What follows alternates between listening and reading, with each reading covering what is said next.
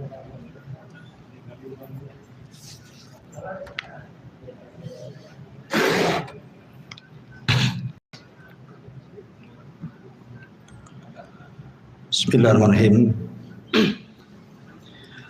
Assalamualaikum warahmatullahi wabarakatuh. Alhamdulillah wassalatu wassalamu ala Rasulillah wa ala alihi wa sahbihi wa mawalah wa la hawla wa la quwwata illa billahi wa ba'du. Alhamdulillah di malam hari ini kembali kita bisa duduk untuk berthalabul ilmi di Masjid Muhajirin, dan kita melanjutkan kajian kita masih membahas qasasul anbiya, kisah-kisah para nabi dari Al-Quranul Karim. Dan malam ini kita akan membahas tentang kisah Nabi Allah Ya'qub alaihi salatu wassalam.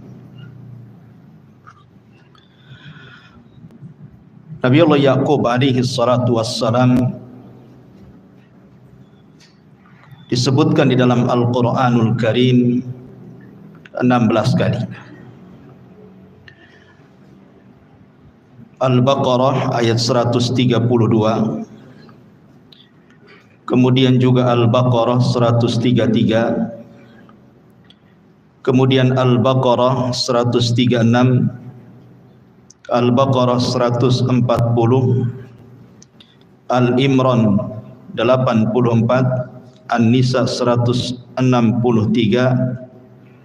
kemudian Al-An'am ayat 84, kemudian Hud 71, kemudian juga disebutkan dalam surah Yusuf ayat 6, kemudian terulang dalam Yusuf 38 dan juga Yusuf 68, kemudian dalam surah Maryam ayat 6, kemudian terulang di Maryam 49, Al-Anbiya 72, Al-Ankabut 27, dan yang terakhir dalam surah Shad ayat 45. Ma'asyiral muslimin yang dimuliakan Allah Subhanahu wa taala, cerita Nabi Ya'qub di dalam Al-Quran memang tidak setertib kisah Nabi Allah Musa, Ibrahim, Nabi Allah Yusuf, dan begitu seterusnya. Kisahnya hanya global saja. Akan tapi kita akan berusaha untuk menceritakan secara tertib dengan mengambil beberapa kisah Israeli atau Bani Israel untuk sebagai pelengkap saja. Kita tahu bahwa Nabi Allah Ya'qub alaihi salatu wassalam adalah seorang nabi, bapaknya juga nabi dan kakeknya juga nabi. Bapaknya Ishak nabi, Ibrahim juga kakeknya adalah nabi. Bahkan Nabi Ya'qub lahir saat Ibrahim masih hidup. Dan itu dijelaskan dalam surah Hud ayat 71-72. Wa imra'atuhu qa'imatun fadhahikat fabasyarnaha bi Ishaqa wa min wara'i Ishaqa Ya'qub. Maka istri Ibrahim pun langsung berdiri kemudian tertawa. Maka kami beri kabar gembira kepada dia dengan kelahiran Ishak, dan setelah Ishak Ya'qub. Artinya Ya'qub putra Ishak lahir saat Ibrahim masih hidup. Dan yang menarik adalah Nabi Allah Ya'qub alaihi salatu wassalam adalah bapa dari seluruh Bani Israel. Apabila disebut Bani Israel, yang banyak sekali ceritanya dalam Al-Quran, terutama dalam surah Al-Baqarah, itu kembali kepada Nabi Allah Ya'qub alaihi salatu wassalam. Karena Ya'qub sendiri namanya Israel, maka anak-anaknya dan turunannya disebut Bani Israel. Di dalam surah Al-Imran ayat 93, Allah mengatakan kullu ta'ami kana hillal li bani Israil illa ma harrama Israilu ala nafsi min qabli an tunazzala at-tauratu qul fa'tu bit-taurati fatluha in kuntum shadiqin. Setiap makanan semuanya halal dahulunya bagi Bani Israel, kecuali yang diharamkan Israel terhadap dirinya sebelum diturunkan Taurat. Maka Allah mengatakan, katakan ya Muhammad kepada orang-orang Yahudi Madinah itu, datangkan Taurat kepadaku, baca oleh kalian kalau kalian memang orang-orang yang jujur. Dahulu di zaman Nabi Allah Yaqub alaihi salatu wassalam, karena di sini bahasanya kullu ta'amin kana hilla di Bani Israel, setiap makanan itu halal bagi Bani Israel kecuali apa yang diharamkan Israel. Maksudnya apa yang diharamkan Nabi Yaqub. Karena dahulu di zaman itu, kalau seseorang mencintai sesuatu, maka dia akan mengharamkan sesuatu itu kepada dirinya. Beda dalam Islam. Kalau kita mencintai sesuatu justru disuruh disedekahkan. Sebagaimana hadis Nabi sebagaimana Allah Subhanahu wa taala berfirman, "Lan tanalul birra hatta tunfiqu mimma tuhibbun." Seseorang tidak mungkin sampai level albir, amal soleh tertinggi, sampai mampu menginfakkan harta yang dicintainya. Kalau kita suruh infak gitu ya. Kalau zaman dulu mencintai sesuatu itu maka akan mengharamkan kepada dirinya sesuatu. Lah disebutkan bahwa Nabi Allah Yaqub alaihi salatu wassalam suatu ketika ditimpa penyakit yang disebut dengan irqun nisa. Penyakitnya namanya irqun nisa. Irqun nisa itu artinya seperti penyakit tulang, atau mungkin senangnya kita katakan encok lah. Kalau ada orang encok ya. Jadi Nabi Yaqub itu suatu ketika sakit, kena encok. Tiap malam tidak bisa tidur sama sekali. Akhirnya kemudian dia berdazar, "Ya Rabb, kalau seandainya kau sembuhkan penyakitku, maka aku tidak akan makan daging unta dan tidak akan meminum susunya." Sejak itulah maka haram daging unta dan juga minum air susunya. Padahal daging unta di zaman itu adalah makanan terlezat, dan juga susunya itu yang paling disukai Nabi Yaqub. Jadi karena dia ingin sembuh, kalau sembuh kan senang, dan kalau senang orang-orang dulu ya mengharamkan sesuatu kepada dirinya, makanya diharamkan untuk tidak makan daging unta dan juga air susunya. Ma'asyiral muslimin yang dimuliakan Allah Subhanahu wa taala, sebenarnya dalam Islam disebutkan dalam sebuah hadis Nabi sallallahu alaihi wasallam dari Anas ibn Malik radhiyallahu an, dia mengatakan, aku mendengar Rasul bersabda, "Shifa'u irqin nisa al-yatu syati a'rabiyyati tudhabu thumma tujarra salasata ajza thumma yushrabu 'ala ar-riq fi kulli yawmin juz'un." Dalam hadis yang dikeluarkan oleh Imam Ibnu Majah, kata Anas bin Malik, saya mendengar Nabi SAW bersabda, obat penyakit encok itu adalah buntutnya ekor kambing kampung yang betina, yang dikeringkan kemudian dibagi menjadi 3 bagian, lalu diminum dengan air bersih 1 bagian setiap harinya. Artinya dalam Islam kan ada obatnya gitu. Tapi dulu Nabi Yaqub sudah berobat kemana-mana, tidak sembuh-sembuh, makanya dia bernazar, kalau sembuh penyakit tulangku ini, penyakit encokku ini yang membuat saya tidak bisa tidur malam-malam, maka aku akan haramkan makan daging unta dan juga air susunya. Makanya Allah mengatakan dalam ayat yang saya baca tadi, setiap makanan kul ta'ami kana hilla li bani Israil, setiap makanan awalnya halal bagi Bani Israel illa ma harrama Israilu ala nafsi, kecuali yang diharamkan Yakub terhadap dirinya. Maksudnya dia mengharamkan kepada dirinya makan daging unta dan minum air susunya. Ma'asyiral muslimin yang dimuliakan Allah Azza wa Jalla, ada sebuah hadis di zaman Nabi sallallahu alaihi wasallam dari Abdullah ibn Abbas radhiyallahu anhuma. Hadis ini dikeluarkan oleh Ahmad Asy-Syakir, dan hadis ini juga dikeluarkan oleh Imam Ahmad dalam musnadnya dengan sanad yang hasan. Jadi Abdullah ibn Abbas radhiyallahu anhuma menceritakan, ada orang-orang Yahudi datang kepada Nabi sallallahu alaihi wasallam, kemudian bertanya 4 soalan. Mereka mengatakan la ya'lamuhunna illa nabi. 4 soalan ini tidak ada yang bisa menjawab kecuali seorang nabi. Kata Nabi sallallahu alaihi wasallam, saluni amma syi'tum, silakan tanya sesuka kamu, walakin ij'alu li dhimmatallah, tetapi apa jaminannya kalau ku jawab? Kalian mau beriman? Maka mereka mengatakan fadzalikalah, terserah kamu.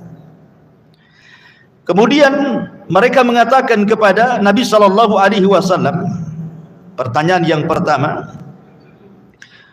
tentang masalah di sini, hal ta'lamuna anna Israila, maksudnya Yakub alaihi salatu wassalam, ketahuilah bahwa Israil maksudnya Yakub alaihi salatu wassalam, dia pernah mengharamkan makanan kepada dirinya. Ayyut ta'am harrama Israilu ala nafsi, kalau boleh tahu wahai Muhammad, apa makanan yang diharamkan oleh Yakub kepada dirinya? Ini pertanyaan pertama. Apa sih makanan yang diharamkan Nabi Yakub kepada dirinya? Kemudian maksudnya sebelum Taurat turun.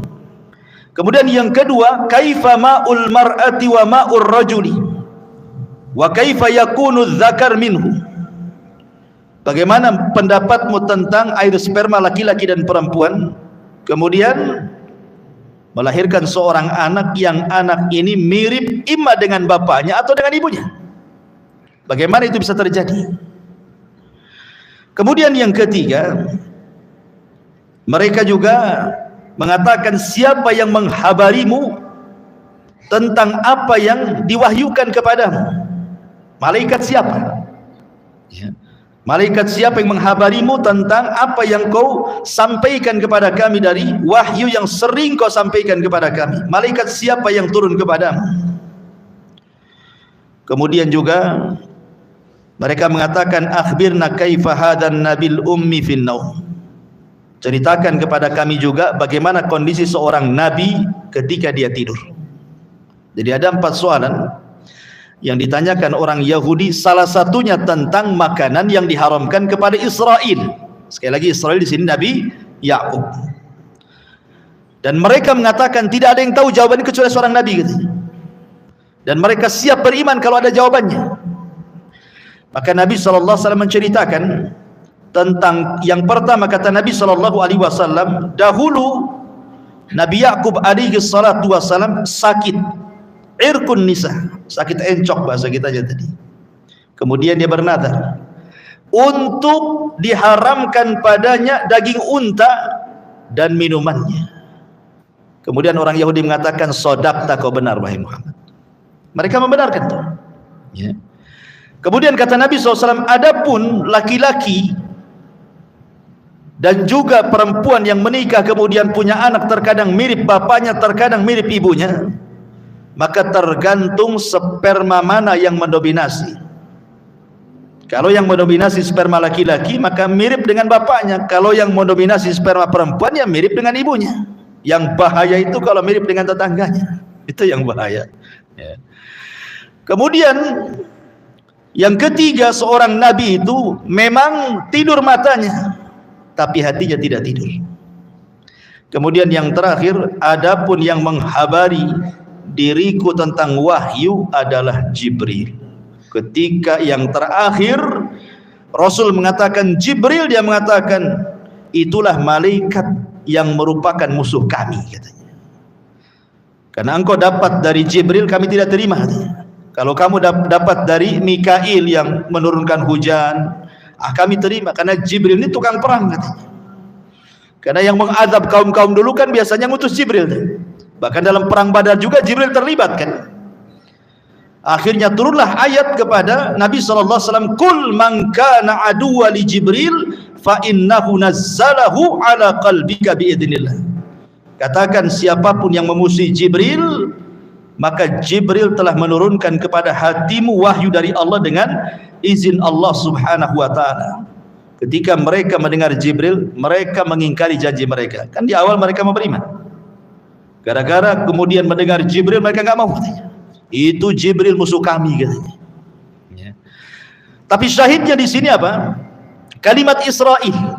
Mereka kan bertanya, apa makanan yang diharamkan Israel? Maksudnya Israel di sini adalah Nabi Allah Yaqub alaihi salatu wassalam. Jadi seolah-olah ketika orang-orang Yahudi di kota Madinah itu kan banyak mengharamkan makanan yang seharusnya halal gitu ya. Contoh umpamanya Allah Subhanahu wa taala berfirman di dalam surah Al-An'am, wa 'alal ladzina hadu harramna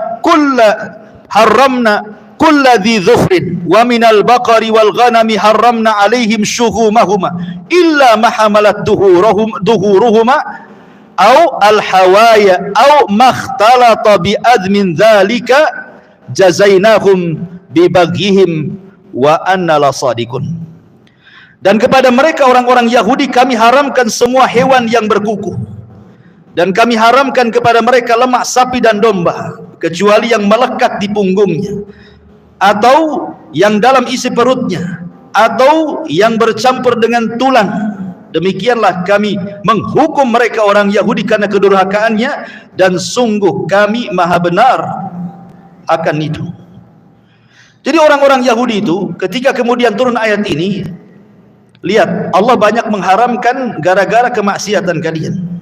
Oh bukan, Allah mengharamkan makanan-makanan itu sejak dulu, sejak zaman Yakub, sejak zaman Ibrahim katanya. Kata mereka. Maka Nabi SAW mengatakan, dusta kalian. Kalau memang makanan-makanan itu diharamkan sejak dulu, fa'tu bit Taurah, datangkan Taurat kepadaku. Fa'tuha bit Taurah fatsluha. Sekarang baca, kamu yang baca, enggak usah saya, kata Nabi. Ketika mereka membaca Taurat, rupanya makanan-makanan itu tidak diharamkan kepada mereka kecuali karena kemaksiatan mereka, bukan karena Nabi Ibrahim alaihi salatu wassalam ataupun Nabi Yakub. Yakub itu hanya mengharamkan daging unta saja dan juga air susunya. Tapi setelah turunnya Taurat dimansuh. Tapi mereka ingin berdusta kepada Nabi SAW. Begitulah Yahudi. Mereka suka menutupi ilmu dalam Taurat mereka untuk keuntungan dunia mereka. Sama dengan kisah ketika ada dua orang yang berzina dari kalangan Yahudi, kemudian datang kepada Nabi, karena mereka kan masih terikat dengan perjanjian dalam piagam Madinah. Mereka datang kepada Nabi. Kemudian Nabi SAW mengatakan, bagaimana menurut Taurat kalian, ada nggak hukum rajam? Mereka mengatakan tidak ada. Kalau ada orang berzina, kami permalukan dia. Habis itu, setelah kami permalukan, maka kami akan pukul dia, akan didera, akan dipukul saja, tidak dirajam. Datang Abdullah ibn Salam yang sudah masuk Islam. Kadzabtum, dusta kalian. Datangkan Taurat katanya. Datangkan Taurat. Baca. Ketika baca, jempolnya menutupi rajam.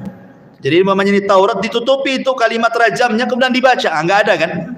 Kata Abdullah ibn Salam, kadzabtum, irfa yadaka, dusta kamu, angkat tanganmu katanya. Ketika diangkat, jadi Yakub itu nama lain daripada Israel, itu maksudnya. Nama lain daripada Israel. Maka seluruh keturunan Yakub disebut Bani Israel. Ma'asyiral muslimin yang dimuliakan Allah Subhanahu wa taala, tentang kisah Yakub ini. Kemarin kita sudah cuplik sedikit ketika kita membahas Nabi Allah Ishak alaihi salam.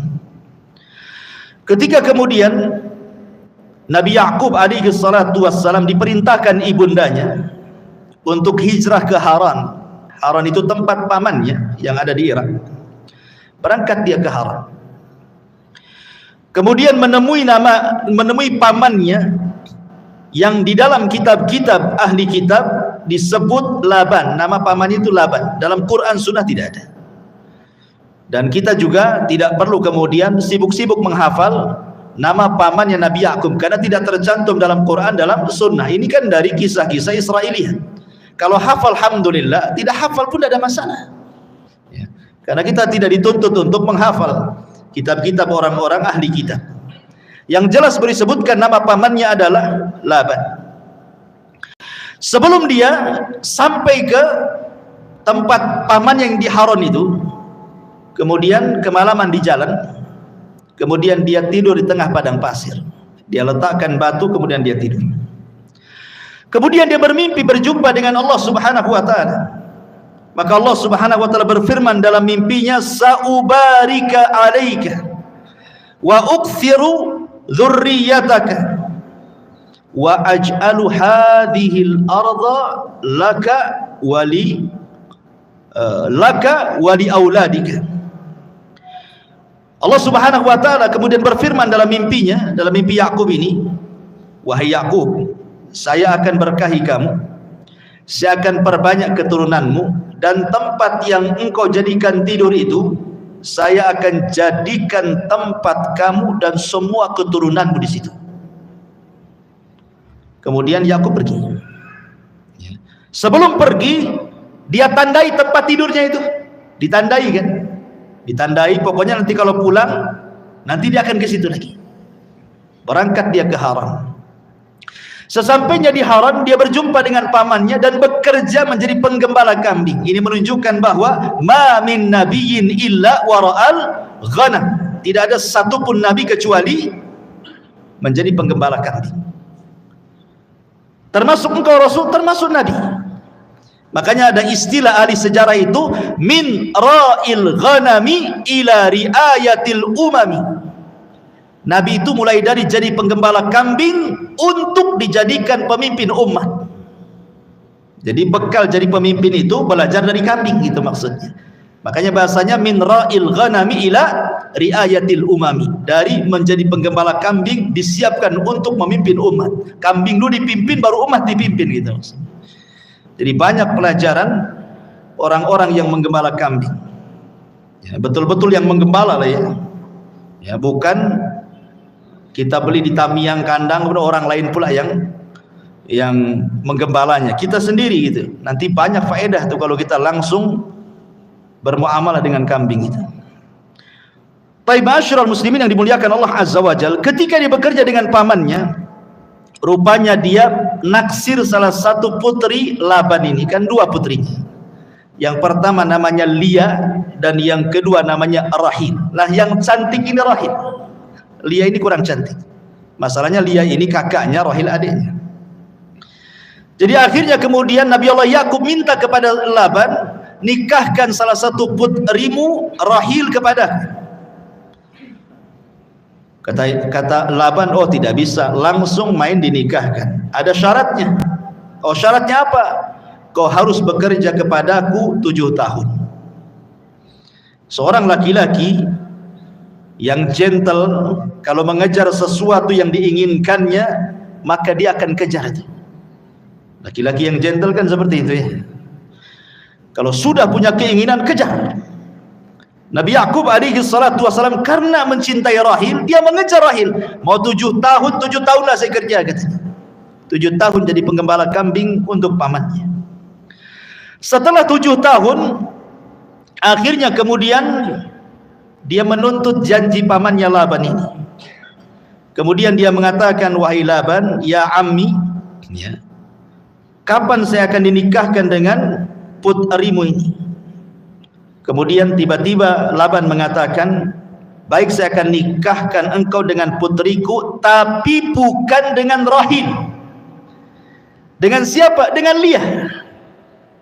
Akhirnya kemudian Yakub mengatakan, ya ammi, ana uridur Rahil, saya tidak mau Lia, saya mau Rahil.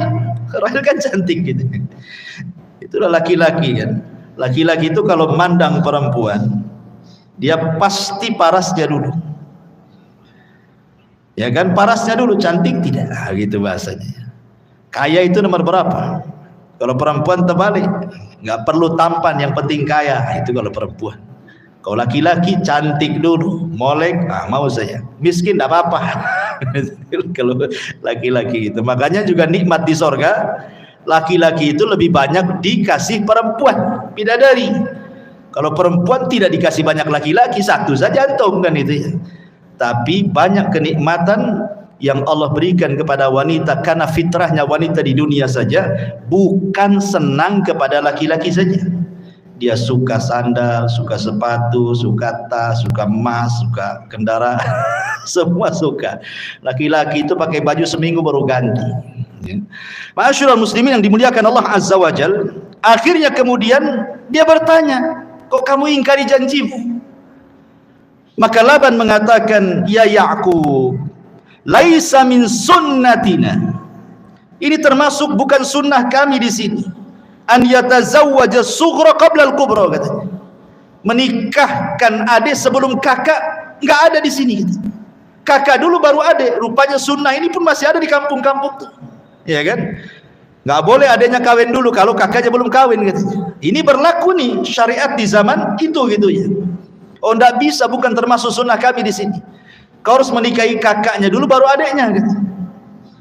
Akhirnya kemudian dia mengatakan, tapi saya mau rohil. Oh, enggak masalah, kau nikahi dulu Lia, nanti gampang itu rohil gitu. Menikahlah dia dengan Lia. Kemudian setelah menikah dengan Lia, dia mengatakan, wahai pamanku, saya ingin rohil. Maka Laban mengatakan, baik, saya akan nikahkan kau dengan rohil, tapi tunggu 7 tahun lagi. Kau bekerja 7 tahun lagi kepadaku, habis itu ku nikahkan Rahil dengan kamu. Lihat, karena cintanya luar biasa kepada Rahil, disabar-sabari dia 7 tahun jadi penggembala kambing. Coba, akhirnya kan 14 tahun jatuhnya kan, menunggu seorang Rahil harus 14 tahun dia baru mendapatkannya. Tapi begitulah ikhwan. Ma'asyiral muslimin yang dimuliakan Allah Azza wa Jalla, setelah kemudian 14 tahun lewat, barulah dia menikah dengan Rahil. Dari sini menunjukkan bahwa zaman itu syariat poligami boleh menggabungkan 2 bersaudari. Tapi di zaman kita Islam datang, tidak boleh antajma'u bainal ukhtaini, menggabungkan 2 bersaudari, enggak boleh dalam Islam. Kecuali yang satunya meninggal. Nikah dulu dengan kakaknya, meninggal kakaknya, baru turun ranjang ke adiknya boleh. Tapi kalau menggabungkan saat hidup dua-duanya haram, tidak boleh. Tentu karena hikmah yang Allah kehendaki. Allah mengatakan tidak boleh antajma'u bainal ukhtaini, menggabungkan 2 bersaudari tidak boleh. Di zaman itu mungkin syariatnya boleh. Ya. Ma'asyiral muslimin yang dimuliakan Allah Subhanahu wa taala, akhirnya kemudian Nabi Allah Ya'qub pun akhirnya melengkapi selama 14 tahun, kemudian digenapkan selama 20 tahun dia tinggal bersama mertua dan dengan 2 istrinya, Rahil dan juga Laban, Lia. Allah takdirkan ikhwatu fiddin yang dimuliakan Allah Azza wa Jalla, Lia ini memiliki 4 keturunan. Memiliki 4 keturunan. Sementara Rahil yang selama ini wanita dicintainya tidak lahir-lahir keturunan. Akhirnya kemudian seorang wanita, wajar dia akan sedih. Akan sedih apalagi dia dipoligami kan begitu ya.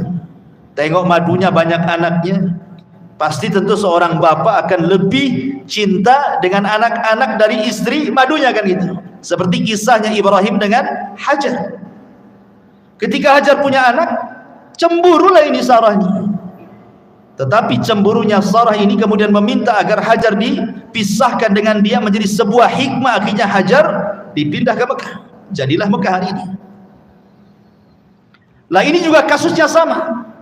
Akhirnya kemudian Rahil pun karena dia cemburu dengan Lia, dia hadiahkan budaknya.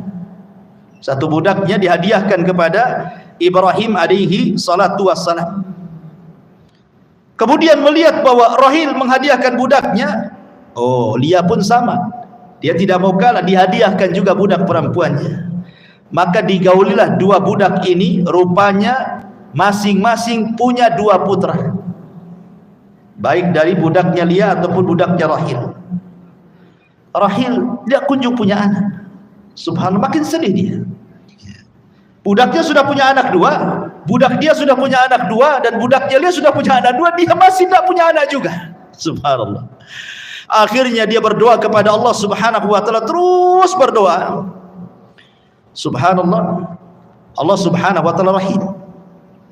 Nabi Allah Zakaria alaihi salatu wassalam tidak putus asa berdoa untuk punya keturunan. Akhirnya dianugerahi Yahya ibn Zakaria. Maka dengan terus berdoa, akhirnya kemudian Allah kabulkan Rahil punya anak dua. Pertama Nabi Yusuf, kemudian lahir lagi adiknya namanya Binyamin. Ya, namanya Binyamin. Kemudian Lia punya anak dua lagi. Jadi genap menjadi 12 keturunan daripada Nabi Allah Yakub alaihi salatu wassalam.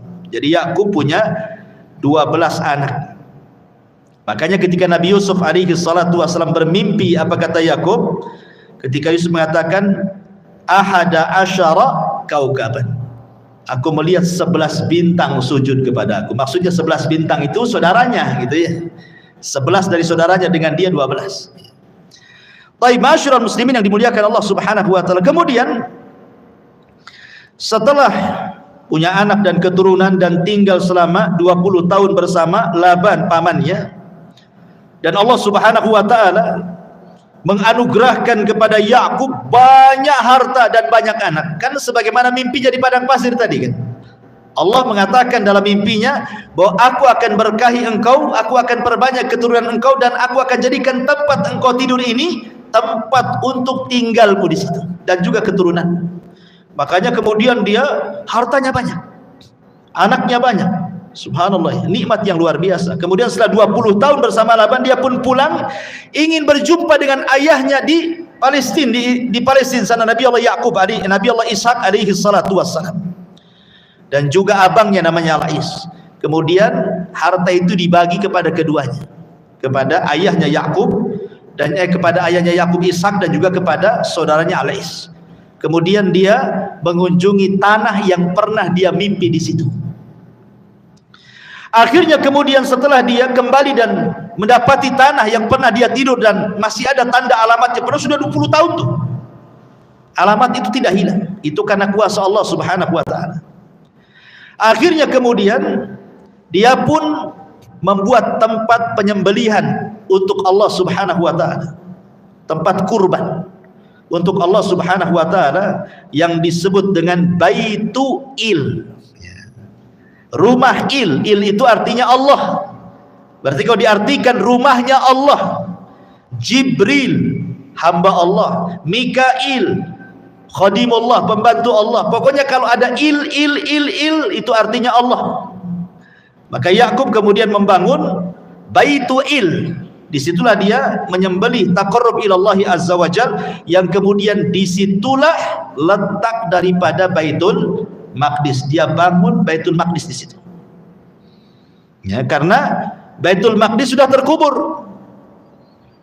Dialah yang kemudian meninggikan lagi bangunannya.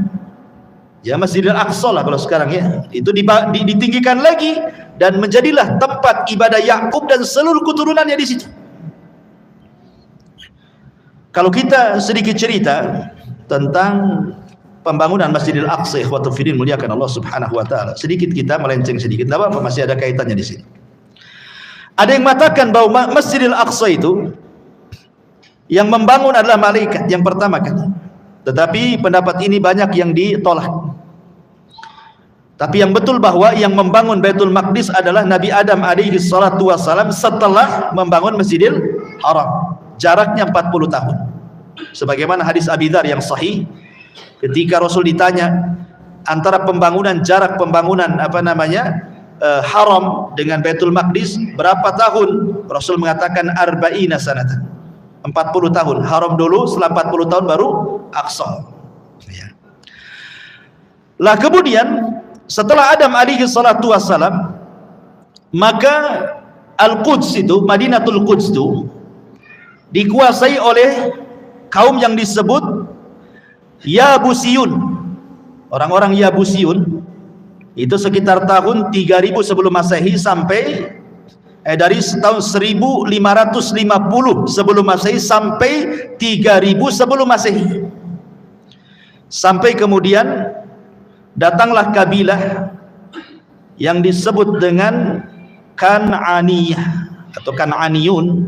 Mereka lah yang kemudian membangun Madinatul Quds itu, yang dulu disebutnya adalah Aru Shalim, yang disebut dengan Madinatus Salam. Nah, sekarang disebut dengan Yerusalem lah bahasa kita. Ya.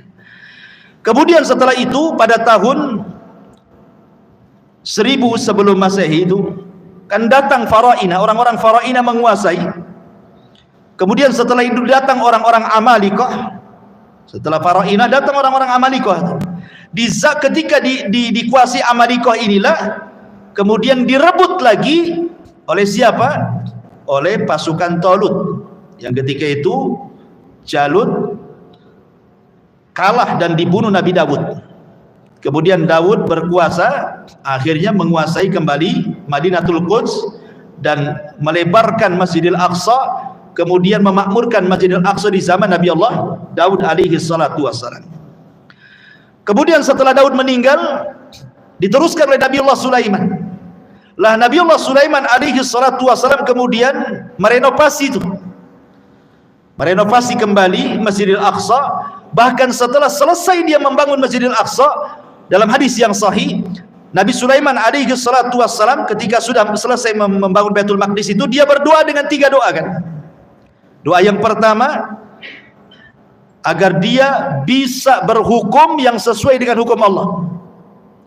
Doa yang kedua, bahwa dia minta kepada Allah agar kekuasaan yang Allah berikan kepadanya tidak diberikan kepada orang setelahnya.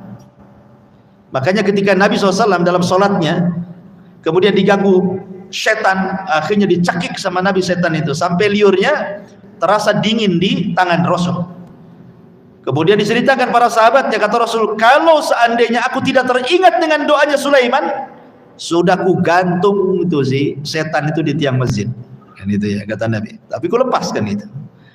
Kemudian yang ketiga, saya meminta kepada Allah Subhanahu wa taala, siapapun yang datang ke Masjidil Aqsa, dia tidak ada niat kecuali untuk sholat, maka keluar dosanya diampuni seperti anak yang baru dilahirkan oleh ibunya. Nabi SAW ketika bersabda seperti ini, Rasul mengatakan, adapun yang 2 sudah Allah kabulkan. Adapun yang 2 sudah Allah kabulkan. Berhukum dengan hukum Allah dan meminta agar kekuasaannya cukup sampai dia saja. Jangan ada orang yang berkuasa setelahnya seperti Sulaiman. Adapun yang ketiga, semoga, kata Nabi SAW, wa arju an yakuna qad u'tiya tsalitsah, dan aku hanya mengharap bahwa yang ketiga sudah diberikan. Karena Rasul kan pernah sholat di Masjidil Aqsa gitu kan. Mudah-mudahan yang ketiga juga dikasih. Jadi saya sudah pernah sholat di situ, jadi keluar seperti anak yang melahirkan kan, itu maksudnya. Ya. Ma'asyiral muslimin yang dimuliakan Allah Azza wa Jalla. Lah setelah Sulaiman meninggal, kan kita tahu bahwa Bani Israel kan terpecah tuh. Ada yang disebut dengan Mamlakah Israiliyah dan itu sebelah utara. Ada yang disebut dengan Mamlakah Yahudi dan itu sebelah selatan. Lah yang menguasai Baitul Maqdis itu orang-orang Yahudi. Ya kan pecah tuh setelah Nabi Sulaiman meninggal, pecah Bani Israel. 2 kerajaan. Ya. Yang satu disebut kerajaan Israel, yang satu disebut kerajaan Yahudi. Kemudian datanglah orang-orang Babil dari Irak yang kemudian menyerbu Palestina kan. Ada yang mengatakan Bukhtun Nasr, menghabiskan semua orang-orang Palestina. Orang-orang di Yahudi dibantai sampai dirobohkan semua bangunan, termasuk juga Haikal Sulaiman ataupun Masjidil Aqsa dihancurkan oleh Bukhtun Nasr. Ya. Baru kemudian setelah Bukhtun Nasr berkuasa dan orang Yahudi banyak yang jadi tawanan, kemudian yang lain juga kemana-mana cari suaka, perempuan anak-anak jadikan budak. Baru setelah itu Persia menyerang, Babil kalah. Ya, karena Persia ketika menyerang Babil ini atas bantuan orang-orang Yahudi gitu ya. Makanya kemudian Persia mengembalikan tawanan-tawanan Yahudi yang ada di Irak untuk kembali ke Baitul Maqdis dan membangun lagi Baitul Maqdis. Ya, di tangan Persia itu. Sampai akhirnya Persia dikalahkan Romawi. Dikalahkan Romawi. Akhirnya kemudian mereka pun menjadi budak lagi di bawah Romawi Nasrani. Ya, orang-orang Nasrani kan orang-orang Yahudi. Ya. Sampai akhirnya kemudian Romawi pun pecah menjadi dua, ada Imperium Romawi, ada Imperium Byzantium ya. Lah, yang Imperium Byzantium inilah sebelah timur, kalau yang Romawinya sebelah barat gitu ya. Lah, barulah kemudian dia membangun, orang Romawi Bizantium ini membangun gereja. Makanya kan dekat Masjid Al-Aqsa kan ada gereja juga di situ. Gereja yang disucikan orang Nasrani disebut dengan Kanisatul Qiyamah sampai hari ini. Ya, makanya kenapa Baitul Maqdis itu disucikan orang Yahudi, disucikan orang Nasrani, disucikan orang Islam. Tiga agama di situ semua. Ya. Sampai akhirnya kemudian orang Persia datang lagi, kemudian menyerang Romawi kalah, tapi kemudian Romawi berhasil mengalahkan Persia, sampai kemudian akhirnya datang Nabi Shallallahu Alaihi Wasallam. Intinya bahwa itu sekilaslah cerita tentang pembangunan Baitul Maqdis atau Masjid Al-Aqsa. Kembali kepada cerita Nabi Allah Yaqub alaihi salatu wassalam. Lah, Nabi Yaqub alaihi salatu wassalam ketika kemudian sudah sampai bersama ayahnya membangun Baitul Maqdis di situ, kemudian membangun Masjidil Aqsa kembali, dibangun kembali gitu ya. Jadi bukan dari awal, tidak, karena asasnya sudah ada, pondasinya sudah ada. Asik roboh dibangun gitu saja. Ya. Sama juga dengan kasusnya Ka'bah kan gitu. Ka'bah kan gitu juga, roboh dibangun lagi kan. Sampai ke yang terakhir di zaman Abdullah ibn Zubair kan, dirobohkan dibangun lagi. Karena ketika itu Abdullah ibn Zubair mengatakan bahwa ini bangunan Quraisy, tidak sama dengan bangunan Ibrahim. Dirobohkan sama Abdullah bin Zubair ketika menjadi khilafah di kota Madinah. Akhirnya dibangun seperti bangunan Ibrahim. Tetapi setelah Abdullah bin Zubair mati di tangan Hajjaj, Abdul Malik ibn Marwan tidak tahu hadisnya, dirobohkan lagi sama dia. Dibangun lagi balik seperti bangunan Quraisy. Setelah diingatkan Abdul Malik ibn Marwan itu bahwa Rasul pernah ngomong sama Aisyah bahwa dia akan merobohkan, tapi karena takut fitnah kaumnya nggak jadi. Barulah kemudian Abdul Malik ibn Marwan merasa menyesal. Kalau aku tahu, aku akan biarkan itu. Kemudian di zaman itu kan Imam Malik rahimahullah telah pernah ditanya, wahai Imam, bagaimana kalau kau sarankan kepada penguasa? Karena di zaman Imam Malik kan, Imam Malik itu ulama yang paling disegani penguasa. Takut penguasa kepada Imam Malik itu. Jadi memungkinkan Imam Malik ngomong sama penguasa kan, gimana kalau Ka'bah itu kita robohkan saja, kemudian kita bangun seperti bangunan Ibrahim? Kata Imam Malik, jangan, nanti akan jadi permainan penguasa, dirobohkan, dibangun sampai kapan? Kata gitu. Akhirnya ya sampai seperti ini sekarang, Ka'bah masih dalam bentuk bangunan orang-orang Quraisy, bukan dalam bentuk bangunan Ibrahim. Karena kalau dalam bentuk bangunan Ibrahim, Hijar Ismail itu masuk ke dalam. Ya, masuk ke dalam gitu ya, dan pintunya dua, dan pintunya di bawah, ada pintu masuk, ada pintu keluar. Karena kan pintunya tinggi, satu lagi pintunya kan itu. Ya, jadi orang-orang tertentu saja yang masuk. Kalau kan semua orang bisa masuk Ka'bah. Ya. Intinya bahwa ma'asyiral muslimin yang dimuliakan Allah Azza wa Jalla, akhirnya kemudian Nabi Yaqub pun hidup bersama keluarganya. Ada yang mengatakan bahwa ketika Allah Subhanahu wa taala berfirman di dalam surah Al-Baqarah ayat 136, qulu amanna billah wa ma unzila ilaina wa ma unzila ila Ibrahim wa Ismail wa Ishaq wa Yaqub wal asbat. Di sini ada kalimat asbat. Ya. Katakan, kami beriman kepada Allah dan apa yang diturunkan kepada kami dan apa yang diturunkan kepada Ibrahim, Ismail, Ishaq, Yaqub dan asbat. Siapa asbat di sini? Ada yang mengatakan seperti Al-Imam At-Tabari dalam tafsirnya mengatakan asbat itu adalah 12 putra Yakub disebut asbat. Jadi 12 putra Yakub itu disebut asbat yang disebutkan dalam Al-Baqarah 136. Itu menurut At-Tabari. Kenapa demikian? Karena dalam bahasa Arab asal lafaz, asal kalam itu tidak boleh ada takdir, tidak boleh ada kalimat-kalimat yang tersembunyi. Kita harus memahami secara zahir ayat. Ya. Tetapi pendapat ulama tafsir yang lainnya tidak, asbat itu bukan anak-anak Yakub. Ya, karena asbat itu adalah kabilah yang banyak melahirkan para nabi. Asbat itu kabilah yang banyak melahirkan para nabi. Menurut para ulama bahwa asbat itu adalah sebuah kabilah Bani Israel seperti kabilah Arab ya Bani Ismail begitu. Jadi melahirkan, dia hanya kabilah yang dalam kabilah itu melahirkan banyak nabi. Jadi ini khilaf adalah apakah Asbat ini anak-anak Yakub ataukah kabilah Bani Israel. Tapi pendapat yang kuat bahwa Al-Asbat itu bukan anak-anak Yakub, tetapi keturunan daripada anak-anak Yakub yang kelak akan ada satu kabilah banyak lahir nabi-nabi dari situ. Itulah disebut Asbat. Dengan 3 alasan kata para ulama. Satu, Al-Asbat itu diambil dari kata-kata As-Sibtu. As-Sibtu itu adalah anak dari wanita, Ibnul Bint. Anak dari wanita, bukan anak dari Ibnul Ibn gitu ya. Bukan anak dari, seperti namanya siapa? Hasan Husain. Hasan Husain itu dia nasabnya kan Arab, itu kan dari laki-laki. Arab itu dari laki-laki, harusnya kan ke Ali, ya kan? Nah, tetapi kemudian Hasan dan Husain itu kan nasabnya ke ibu kan, namanya Ibnul Bint, anak perempuan, anak ibu. Makanya kemudian Hasan dan Husain disebut Sibtai Rasulillah, cucu Rasulillah. Kenapa Sibtai? Karena dari arah ibu, bukan dari arah bapak. Karena Ali bukan anaknya Nabi, ya, anaknya Abu Talib, ya. Kalau Ibnul Ibn dalam bahasa Arab disebut Hafid namanya, ya. Kalau memang turunan bapak itu disebut Hafid, kalau turunan ibu disebut Sib. Anak-anak Yakub tidak pantas disebut Al-Asbat, karena memang turunan daripada Yakub, laki-laki, ya kan? Ini satu bantahannya. Yang kedua, tidak ada dalil yang mengatakan Asbat itu adalah anak-anaknya Yakub. Kemudian yang paling kuat dalilnya adalah Asbat itu kan banyak para nabi yang keluar dari situ. Sementara anak-anak Yakub itu tidak ada sifat-sifat kenabian kecuali Yusuf. Buktinya apa?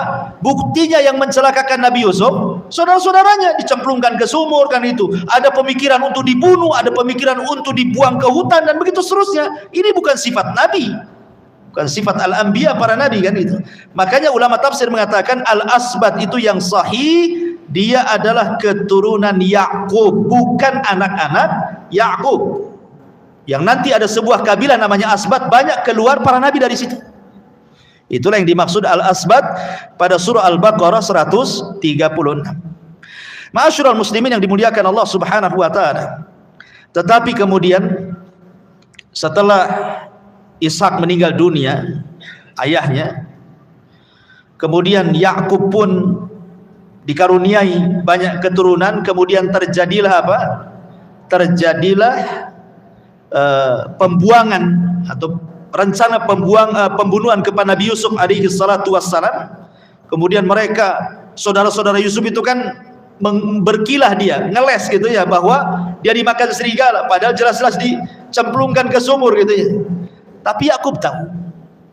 Lah sebab itulah Yakub menangis setiap hari sampai ibiyaddat ainah, sampai air mata yang keluar itu bukan bening lagi, jadi putih. Ada sebagian ahli tafsir mengatakan sebab itulah Yakub jadi buta. Ya. Kalau ada orang yang mengatakan bahwa macam mana seorang nabi tidak sabar akan kematian putranya, harusnya kan sabar dia kan. Dia kan nabi. Kok dia kehilangan anak sampai menangis setiap hari sampai kemudian buta umpamanya. Dia kan seorang nabi, harusnya dia sabar ketika kematian anaknya. Jawabannya kata para ulama tafsir, memang tidak ada hadis yang marfu sampai Nabi SAW, tetapi ada riwayat dari kalangan ahli tafsir mengatakan bahwa sebab menangisnya Yakub sampai dia buta, setelah dia berjumpa dengan Nabi Yusuf ketika Yusuf sudah jadi penguasa di Mesir. Yakub ini baru bercerita, kan Yusuf bertanya, kenapa engkau sesedih itu wahai bapakku, karena kehilangan aku, kata Yusuf. Maka Yakub mengatakan, ya Yusuf, sesungguhnya ketika engkau hilang dari pandanganku, aku takut engkau tidak berada di atas agama Islam sehingga aku tidak berjumpa lagi dengan engkau di sorga. Itu alasannya. Ya, jadi Yakub itu menangisi Yusuf karena dia kan tahu Yusuf ini memang anak yang dicintai oleh Yakub dari semua anak-anaknya. Walaupun semua anak Yakub, tetapi itulah Allah takdirkan terkadang ada seorang bapa melebihkan kecintaan kepada salah satu anaknya, kan begitu. Mungkin karena akhlaknya, karena agamanya, karena cerdasnya, karena baiknya, kan tidak tahu kita ya. Mestilah antum akan merasakan itu. Secara keadilan terkadang tidak adil ayah itu kepada anak kan, maksudnya perasaan cinta. Ya, itu tidak ada masalah. Kalau cinta kepada anak tidak adil itu tidak ada masalah. Sama dengan orang yang berpoligami, lebih mencintai salah satu istri tidak ada masalah. Seperti Rasul lebih mencintai Aisyah radhiyallahu anha dibandingkan istri yang lainnya, karena cinta itu tidak bisa diadili. Cinta itu perasaan. Makanya kenapa ketika kehilangan Yusuf, Yakub sampai menangis setiap hari. Jadi jawaban yang tepat wallahu alam bahwa menangisnya Yakub kepada Yusuf sampai dia buta itu karena itu alasannya. Ketika Yusuf bertanya kepada Yakub, "Kenapa kau sesedih itu wahai abah, wahai bapakku?" Kata Yakub, "Bukan itu masalahnya. Ketika engkau hilang, aku takut kalau engkau tidak lagi beragama buyutmu," maksudnya Ibrahim, agama Islam, "sehingga aku dan engkau tidak akan berjumpa lagi di sorga. Makanya aku sedih." Ya. Makanya kenapa ma'asyiral muslimin yang dimuliakan Allah Azza wa Jalla, ketika Yakub sudah mendekati ajalnya, wasiat Yakub apa? Idh hadara Yaqubul maut. Ketika Yakub mendekati kematiannya, kan dia kumpulkan banihi, semua anak-anaknya. Apa pertanyaan Yakub? Ma ta'buduna mim ba'di, kan begitu. Kira-kira apa yang kalian akan sembah sepeninggalku, kata Yakub kepada anak-anaknya. Baru anaknya mengatakan, ya kami menyembah Tuhannya Ibrahim, Ishak, engkau, dan begitu seterusnya, kan begitu. Tapi lihat bagaimana seorang nabi menanamkan tauhid kepada anak-anaknya. Karena itulah dakwah para nabi. Yang pertama didakwahkan adalah soal akidah, soal tauhid, soal tauhid, mengajak manusia untuk mengesahkan Allah Subhanahu wa taala. Ada sebuah riwayat saat detik wafatnya Yakub ini, didatangi malaikat. Sekali lagi ini tidak ada hadis yang marfu, tetapi ada mufassir ahli tafsir yang kemudian menceritakan ini. Mungkin diambil dari kisah Isra, wallahu a'lam. Jadi ketika Yakub ini mendekati waktu ajalnya, maka dia berdoa kepada Allah Subhanahu wa taala untuk jangan diwafatkan kecuali dikirim 1 atau 2 tanda. Maka ketika betul-betul tanda itu sudah diberikan Allah Subhanahu wa taala dan Yakub tidak tahu tanda itu, tanda apa itu, maka malaikat maut datang. Kemudian Yakub bertanya, bukankah aku sudah meminta kepada Allah agar jangan engkau cabut nyawaku kecuali setelah Allah kirim tanda-tanda itu kepadaku? Kata malakul maut, Allah sudah kasih tanda 3 lagi kepadamu, katanya. Kata Yakub, apa itu? Kata yang malaikat maut, yang pertama uban yang ada di kepalamu. Itu 1. Ingat, yang ada uban di kepala. Ini tanda yang pertama, uban di kepala. Yang kedua, kata Yakub, engkau sudah tidak bisa berdiri dengan tegap lagi. Pinggangmu sudah tidak lurus. Orang tua kan susah mau jalan. Nah, itu yang kedua. Hati-hati yang susah jalan. Yang ketiga, dha'fu badanik. Kau sudah lemah, banyak penyakit. Akhirnya kemudian malakul maut mencabut nyawa Yakub, tapi sebelum dia meninggal dia berpesan kepada Nabi Yusuf agar jasadnya jangan dikubur di Mesir. Dia minta dikuburkan di samping Ishak di Khalil di Palestina sana. Ya. Tetapi di sini ma'asyiral muslimin yang dimuliakan, bagaimana lihat berapa banyak orang, ini kan tanda-tanda umum ya, bukan tanda-tanda kepada Yakub saja. Tanda-tanda seperti ini hampir semua adalah. Ya, orang-orang tua kan ada semua tuh. Rata-rata orang yang sudah meninggal, sudah tua, ya 3 tanda ada semua lah kan itu. Masalahnya 3 tanda sudah ada pun merasa dia akan hidup selamanya. Jama'a malahu wa addada yahsabu anna malahu akhlada. Dia merasa bahwa hartanya bisa mengekalkan hidupnya. Padahal aina ma takunu yudrikumul mautu walau kuntum fi burujin musayyada. Di mana saja kau berada, kematian itu akan menjemput kalian. Apalagi di zaman sekarang, ya, tanda-tanda tua akan mati itu terbantahkan di zaman sekarang. Kenapa? Karena yang bisa naik motor ngebut itu bukan kakek-kakek, rata-rata anak-anak tanggung. Semua yang mati di jalan-jalan anak-anak tanggung semua kan. Anak SMP, SMA itu lebih banyak yang mati daripada orang tua. Orang tua tak bisa trek-trek kan. Ya.